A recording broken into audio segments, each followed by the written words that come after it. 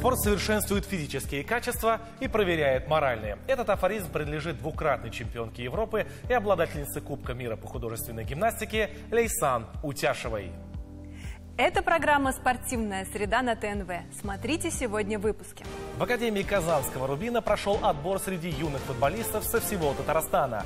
Среди тренеров опытный Рустем Хузин и легендарный Александр Бухаров. Казанский финал Кубка России по хоккею на траве не покорился казанским хоккеисткам. «Динамо» Акбарс уступили команде из «Электростали», и это только начало нового сезона. Впереди первые туры Суперлиги. В баскетбольной единой лиге ВТБ время полуфиналов. Там казанский «Уникс» буквально бьется с краснодарским «Локомотив Кубань». Гостем студии «Спортивной среды» станет вице-президент Федерации художественной гимнастики Республики Татарстан Шафеева Лилия Планитовна. Федерация лыжных гонок Республики Татарстан, несмотря на окончание сезона, продолжает радовать своих болельщиков приятными новостями. Напомним, что в сезоне 2023-2024 годов сборная республики стала 5-кратными чемпионами России, 7-кратными обладателями Кубка России и 4-кратными победителями комплексного зачета. Плюс золото спартакиады сильнейших. А сейчас о главном – трансферные новости. И без того сильнейшая сборная страны укрепляется топовыми лыжниками России.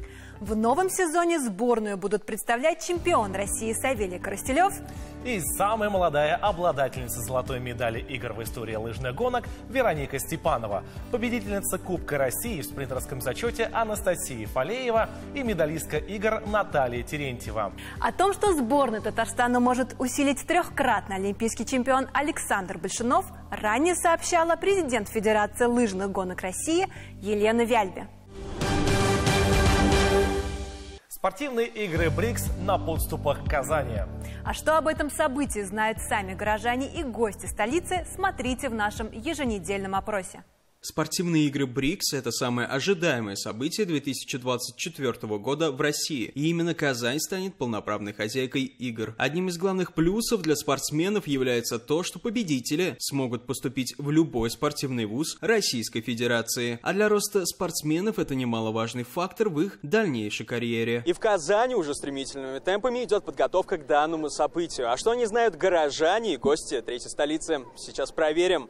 Знаете ли вы, сколько стран примут участие в играх БРИКС? Если мы говорим о БРИКС, то 30 не может быть никак, и 60 не может быть никак. Значит, соответственно, будет принимать участие еще страны, дружественные России. Я предполагаю, что 60. Хотелось бы, чтобы было 60. Почему-то кажется, что 45 все-таки. 45. Я думаю, 30. 40. 100. 60. Сколько видов спорта будет представлено в рамках спортивных игр БРИКС? 39. 39. 49. 49. 39. 29. 49. Совсем скоро игры БРИКС уже пройдут, но в каком именно месяце? Июнь, июль, либо же август? Так, в июне у нас Олимпиада во Франции, значит, июль-август. Август. А я июль. Август. Возможно, август. Август. Июль. Правильный ответ – июнь. Спортивные игры БРИКС пройдут в Казани с 11 по 24 июня. Это международные мультиспортивные соревнования высокого уровня, организованные странами, входящими в экономическое объединение БРИКС. 60 стран, 29 видов спорта и 12 дней спортивного праздника. Мы продолжаем нашу программу, и сегодня у нас в гостях вице-президент Федерации художественной гимнастики Республики Татарстан Шафеева Лилия Планитовна. Лилия Планитовна, добрый день. 24-26 мая в Казани пройдут международные соревнования «Турнир Йылдыз». Расскажите нам, как вам удалось в нынешних реалиях завести в Казань международный турнир? Здравствуйте. Дело в том, что этот турнир имеет уже очень давнюю историю. Он международным стал не сразу. Мы его начали проводить впервые еще в 2000 году. Это были сложные времена. Но с каждым годом опыт у нас прибавлялся. И вот уже на протяжении многих лет он у нас стал международным. Этот турнир проводился в рамках финала Кубка мира. И, естественно, был очень жесткий отбор на этот турнир, и в основном принимали участие гимнастки сборной команды России. Но немножечко другие времена наступили, и мы вновь вернулись к нашему формату, несмотря на то, что турнир остался международным. В нашем турнире принимает участие очень много гимнасток из Татарстана. И в нашем турнире принимают участие даже самые маленькие, юные гимнастки, наравне с мастерами спорта международного класса. В этом году у нас заявилось более 15 стран, более 24 регионов России. Соревнования будут проходить в Федеральном спортивно-тренировочном центре гимнастики. Вход совершенно свободный. Соревнования начнут старт 24 мая в 10 часов утра. И в 16:00 состоится церемония открытия. Затем соревнования будут продолжены. 25-26 также будет продолжение соревнований. Просто там будут выступать уже разные категории. Это очень здорово, что любой желающий, в том числе и самые юные гимнастки, могут попасть на соревнования и посмотреть их.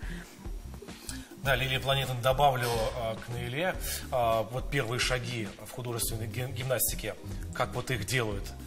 Какими качествами должны дети обладать?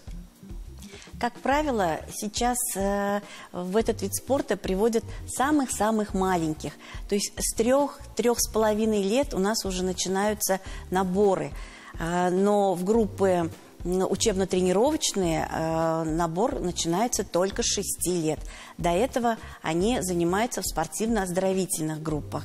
И я вот скажу, что благодаря Ирине Александровне Винер, которая возвела художественную гимнастику, подняла в мире ее на такую высоту, у нас просто бум художественной гимнастики, и мест, даже несмотря на то, что открывается очень много школ, коммерческих школ открывается много, мест все равно всем желающим не хватает, и очень часто родители звонят, пишут нам в федерацию. Сейчас у нас 4500 занимающихся художественной гимнастикой, и большинство, ну, порядка 3,5, это Казань. Лилия Планетина, это уже на уровне футбола, по-моему, Ну, в какой-то год по городу Казани художественная гимнастика по занимающимся детям была выше, чем футбол. Мы занимали первое место, футбол по численности были вторыми. А с чем связан прирост количества детей, как вы сами считаете? Популярностью этого вида спорта прежде всего. И, ну, вид спорта сам по себе очень красивый. А что должно быть прежде всего у ребенка? Это желание. Желание, стремление и возможности родителей, не только финансовые, возможности именно родителей как можно больше времени уделить ребенку. Потому что спорт – это и есть спорт. Это есть в художественной гимнастике булава, есть обруч, скакалка. Максим, булавы. Булавы. Вот и для себя я тоже открываю, скажем так, внутрянку художественной гимнастики. И вот как происходит распределение? Понятно, что с 3 лет ребенок пришел, ему уже в 3 года не выдашь все вот эти инструменты. Вот через какой период происходит? А вот сейчас все предметы выдают. Сейчас Лилия Планетина расскажет. Да. На самом деле распределение не происходит. Есть программа, по которой дети должны заниматься. Естественно, они вначале берут только упражнения без предмета, выступают только с упражнением без предмета, но при всем при этом они уже с самого маленького возраста начинают работать со скакалкой, то, что для них очень знакомо, с мячом. После этого они берут в руки обруч, но выступать, как правило, начинают с упражнений без предмета и с обручем, потому что скакалка и мяч более сложные предметы. Ну, то есть от простого идете к сложному. Да, вот. И когда они уже осваивают эти предметы, они берут в руки булавы, берут в руки ленту. Лента – это самый сложный предмет. Давайте на этом сделаем паузу и покажем нашим зрителям красоту и грацию этого вида спорта. Художественная гимнастика – это удивительное искусство, в котором сливаются грация, сила и элегантность. Каждое выступление художницы на гимнастическом ковре – это настоящее шоу, полное изящества и таланта. В этом виде спорта используются различные предметы. В художественной гимнастике очень важно выразительное исполнение упражнений, что делает этот вид спорта похожим на танец. Здесь есть два технических критерия, составляющих оценку. Владение телом, которое измеряется в трудности тела, и владение предметом, определяющийся в трудности предмета. Трудность тела включает повороты, пируэты, прыжки, равновесие, а трудность предмета – броски, ловли, перекаты и другие взаимодействия с предметом. Впервые художественная гимнастика была представлена на Олимпийских играх в 1984 году в Лос-Анджелесе, а уже совсем скоро в рамках игр БРИКС соревнования пройдут и в Казани. Мероприятие состоится в Центре гимнастики. Елена, мы с вами до этого уже обсудили, что вот дети приходят в самом маленьком возрасте, вы растите их до мастеров спорта, и у них есть возможность, даете им дорогу в сборную команды России. А если у нас сейчас кто-то из наших воспитанников в сборной команде, и, может быть, скоро у нас игры БРИКС, может быть, кто-то из наших воспитанников также планирует принять участие в играх БРИКС? Да, сейчас у нас в сборной команде есть Алиса Ханнанова в групповых упражнениях. Мы очень надеемся, что она будет принимать участие в первом составе сборной команды России на играх БРИКС. Есть у нас еще воспитанница Регина Галимова, которая, возможно, попадет в индивидуальной программе. Но решение всегда принимает только Винер Ирина Александровна. Сейчас она детей будет всех просматривать на Кубке сильнейших, который будет проходить в Москве с 28 мая по 1 июня. После этого будут проходить сборы, вероятнее всего даже они будут проходить в Казани. И вот будет заявлен полуторный состав изначально, и только в последний день, в последние дни Ирина Александровна примет единственное правильное решение, кто будет выступать. А можно спросить вот такой вопрос, вот лично по вашему мнению, соревнования именно по уровню игры БРИКС, с чем их можно сравнить? Вы знаете, очень сложно ответить на этот вопрос. Потому что мы не знаем свой состав и не знаем состав соперников. Нет, даже не из-за этого. Свой состав мы знаем. Но прежде всего мы знаем, что это действительно сильнейшие гимнастки мира. Ирина Александровна у нас ввела программу для большего развития гимнастики, для более сильных детей. И в России это у нас?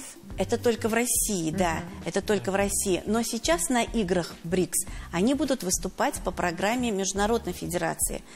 То есть она ниже уровнем, правильно? Ну, она по сложности. Более упрощенной, вот, да. Скажем так. Она для наших гимнасток она будет более простая. Да, она более простая. И поэтому говорить, вот с чем ее можно сравнить, невозможно сравнить. Это неправильно. Неправильно, да. Приедут, конечно, заявлено более 12-13 команд. То есть это те команды, те гимнастки, которые тоже принимают участие в международных соревнованиях на Европе, на мире. Поэтому сравнить очень сложно. Но наш состав будет тот, который выступал бы на самом высоком уровне. Это однозначно. Понятно. А что касается инфраструктуры, подготовки у нас здесь в Казани к играм БРИКС, мы готовы? Я бы сказала так, что мы готовы, процентов, наверное, на 80%. Потому что сейчас в Центре гимнастики заканчивается ремонт. Там прошел очень хороший косметический ремонт, капитально-косметический, скажем, ремонт. Ну, в общем, если мы зайдем, мы не узнаем. Да. Нет, вы узнаете, там все узнаваемо, все это остается.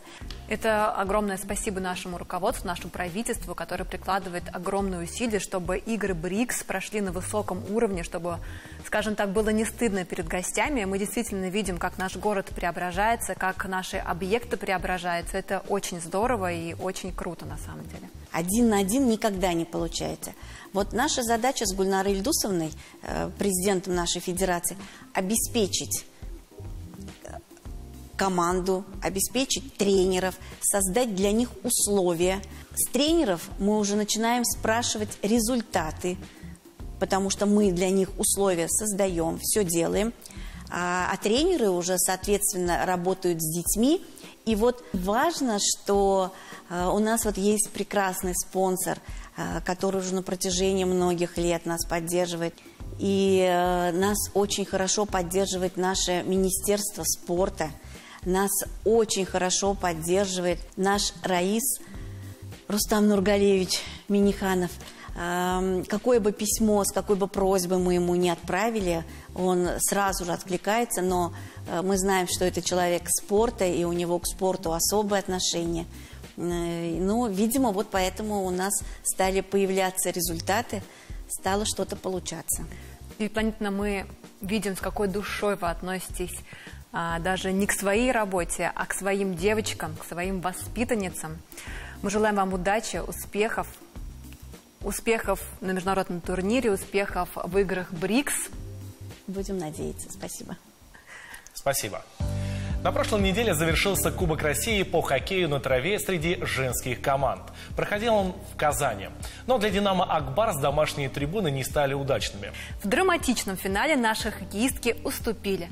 Но совсем скоро будет возможность реабилитироваться уже в Суперлиге. Казанские хоккеистки из Ак-Барс «Динамо» с 12 по 17 мая участвовали в Кубке России. Родные трибуны Центра хоккея на траве должны были помочь нашим девочкам пройти до финала и выиграть трофей. С первой частью задачи подопечные Валентины Апельганец справились, а вот со второй не вышло. 8-го номера Екатерины Макогоновой, когда она упала и голова ударилась, все-таки вот там взятие ворот не засчитали, поэтому не 3 первых, да, было... У нас буллит реализовано лишь 2. Вечные соперницы из «Динамо Электросталь» оказались сильнее в послематчевых буллитах. Основное время игры закончилось боевой ничьей 2-2. В составе наших отличились Мария Аванесова и Богдана Садовая. Ну и у нас Богдана Садовая. Интересно, что она предпримет.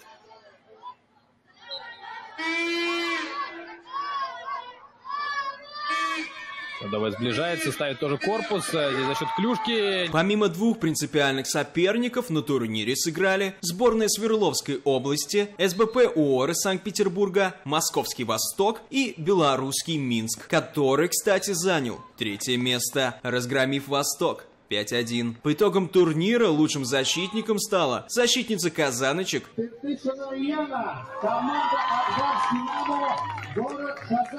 На пути к финалу казаночки обыграли Минск 3-0 и СБП 6-0. Без особых проблем они подошли к полуфиналу, где уже поджидал Восток. С ними тоже без интриг 2-0. Таким образом, без пропущенных мячей в 3 матчах. Дальше Ак-Барс «Динамо» начнет новый сезон чемпионата России. Первый тур уже стартовал 2 матчами в Казани против СБП УОР-2. Вторая игра уже завтра, 23 мая. Наши девочки рады видеть всех на трибунах. Футбольный «Рубин» провел первый этап отбора детей 2013 и 2014 года рождения в свою академию. Получился самый настоящий фестиваль талантов. Из 400 детей выбрали 100, которых зачислят в академию. Для детей это большой шанс попасть в одну из лучших академий России. На тренировочной базе «Рубина» прошел фестиваль, в рамках которого провели первый отборочный этап юных футболистов в академию клуба. Всего участие приняли около 400 детей, 100 из которых будут тренироваться в «Рубине». Я очень удивлен, насколько у ребят сильный удар поставлен. Видно то, что они уже где-то занимались. До этого кто-то их уже обучал, и я приятно удивлен. В отборе принимали участие не только уроженцы Татарстана, но и Екатеринбурга, Уфы и других регионов России. Перед этими малышами, на самом деле, этот мир принадлежит им, и у них возможность есть попасть не только в «Рубин» 1, 2, 3, но и в другие клубы. И у нас есть неплохие примеры. Наши выпускники играют на довольно-таки хорошем уровне. И не только в Рубине, и в других клубах, скажем так, российской премьер-лиги. Академии «Рубин» в этом году исполняется 15 лет. За эти годы существенно поменялись не только тренировочные процессы, но и приоритетные задачи. В рамках утвержденной уже стратегии развития клуба ставит задачу перед нами в ближайшие 4-5 лет до 80% выпускников Академии должны играть в основном составе.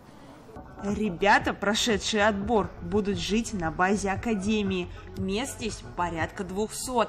Также на территории построят полноценный манеж для проведения тренировочных сборов. Реконструируют и стадион. Здесь появятся 2 поля с искусственным и натуральным покрытием.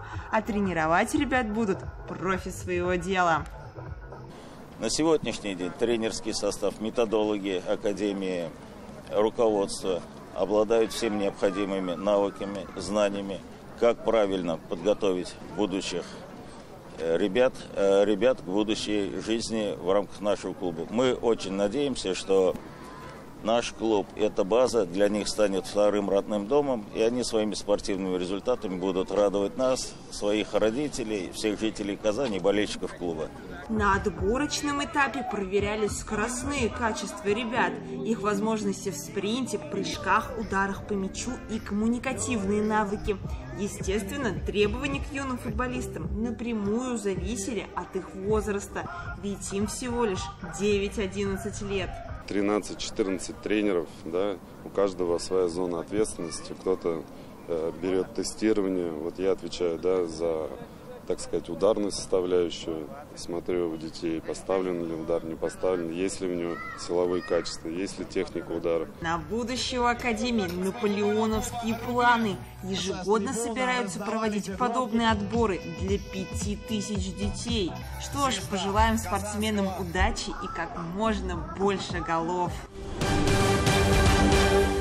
Чемпион прошлого сезона Единой лиги ВТБ казанский «Уникс» пытается повторить свой успех. И, как всегда, он не так прост. В полуфинале бело-зеленые встретились с прошлогодним соперником по финалу – командой «Локомотив Кубань». Как прошла полуфинальная встреча 2 грандов, смотрите в следующем сюжете. За окном месяц май, и, казалось бы, все топовые команды в Казани ушли на отдых, но только не баскетбольный «Уникс». Плей-офф в самом разгаре, решающие стадии начаты, и бело-зеленые в полуфинале встретились со своим заклятым соперником по прошлогоднему финалу – «Локомотивом» из Кубани. Команда, которая по своей идеологии схожа с «Униксом», доказывающая, что баскетбольная корона России должна быть именно у них, отчего каждый матч имел свою отдельную историю. Локомотив – это быстрая команда с хорошими исполнителями, которые знают, как забивать. Они показывают качественный баскетбол. Кроме того, они продемонстрировали хороший процент подборов под нашим щитом.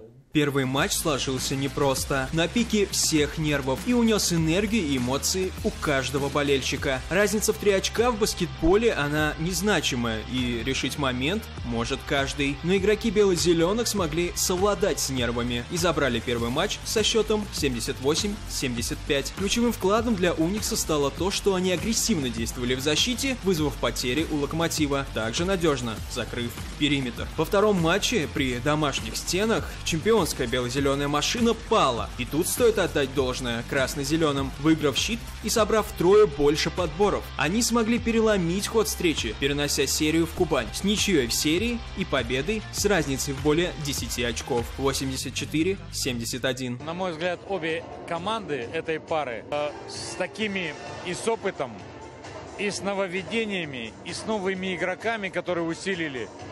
Мое ощущение вот персональное, что у обоих клубов 12 качественных баскетболистов, что с одной стороны, что с другой. И подтверждение высокого качества баскетбола являются матчи. После 3-й игры полуфинала счет в серии был 1-2 в пользу «Локомотива». Казалось, что команду Велимира Пирасовича лихорадит. Вскоре «Уникс» после такой жесткой пощечины оправился быстро, забрав за собой 1 матч в гостях и 1 дома. 85-68 и 71-78. При определенном гандикапе в серии, когда до финала словно рукой рукой подать. Все идет против тебя. И шестой матч принес немало горести для болельщиков Уникса. Ведь разница на табло, на удивление всех спортивных экспертов, составила аж 30 очков. 98-68. Бело-зеленые совершили на 9 невынужденных ошибок больше, чем Локо. Слагаемый успеха команды из Кубани является рывок в середине второй четверти, который оказался роковым. И нас ждала уже последняя, седьмая заключительная игра, в которой Уникс берет верх над Локомотивом